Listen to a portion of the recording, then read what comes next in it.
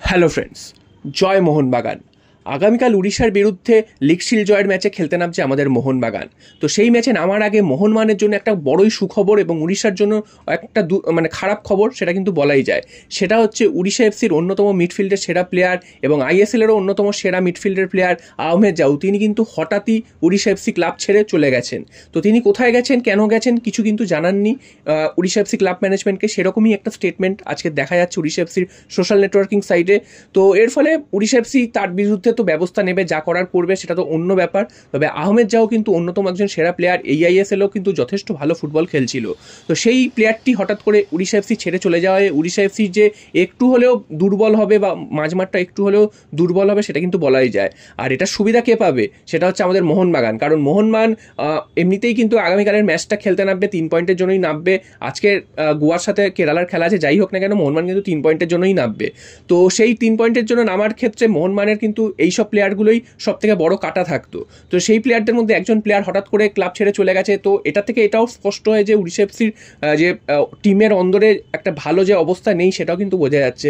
প্রত্যেকটা প্লেয়ারের সাথে কোচিং স্টাফ বা প্লেয়ারদের সাথে টিম ম্যানেজমেন্ট সবার সাথে কিন্তু ঠিকভাবে সম্পর্ক নেই, এটা থেকে বোঝা যাচ্ছে। তো সেদিক থেকে উড়িষ্যা এফসি অনেকটাই ভিত নড়বড়ে। তারা মাঠে হয়তো পারফরমেন্স দিচ্ছিল, কিছু কিছু ম্যাচে তারা হেরে যাচ্ছিল, তো এটাই তার কারণ।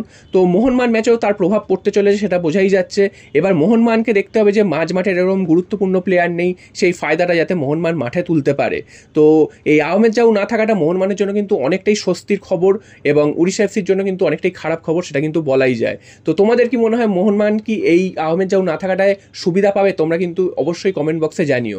আর আরেকটু পরেই কিন্তু খেলতে নামছে এফসি গোয়া এবং কেরালা ব্লাস্টার্স, যেই ম্যাচের দিকে সবাই তাকিয়ে থাকবে, সমস্ত মোহনবাগান সাপোর্টার্সরা তাকিয়ে থাকবে যে কি হতে চলেছে এই ম্যাচের রেজাল্ট। তো এই ম্যাচের রেজাল্ট যদি কোনোভাবে কেরালা ব্লাস্টার্স জিতে যায়, অর্থাৎ এফসি গোয়া হেরে যায়, সেক্ষেত্রে আজকেরই কিন্তু মোহনবাগান লিগ শিল্ড চ্যাম্পিয়ন হয়ে যাবে এবং তার কিন্তু যেটা জানা যাবে 9:30টার মধ্যেই কিন্তু জেনে যাওয়া যাবে যে কি হতে চলেছে আজকের ম্যাচ।